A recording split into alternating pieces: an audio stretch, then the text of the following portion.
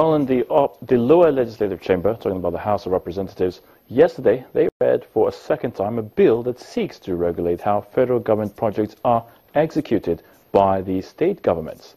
Now, delivering the lead debate, the sponsor of the bill, Honorable Shawulu Kewum, said several federal projects that are executed by the state governments are sometimes poorly executed with substandard materials. The bill is also expected to address these and also provide legal framework for the process the federal government will be billed for such projects. As at the last count, the states, various state governments together are claiming that they have spent over 400 billion naira that they want the federal government to refund to them for various interventions in roads and the rest of them.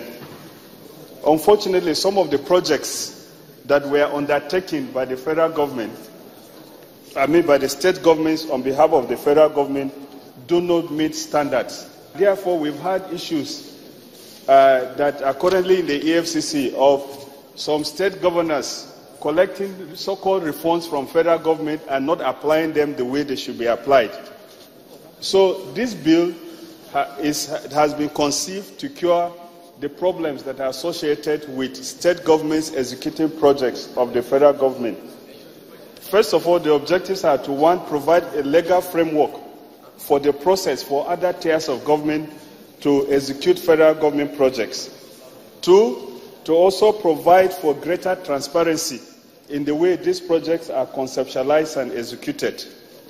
And three, to provide for legislative input and oversight at both the state and federal government, so that when state governments are making requests for refunds, we will know that these things have followed processes and that these roads have been properly done in a manner that both the citizens of the state and the federal government and the citizens of Nigeria as a whole will benefit from them.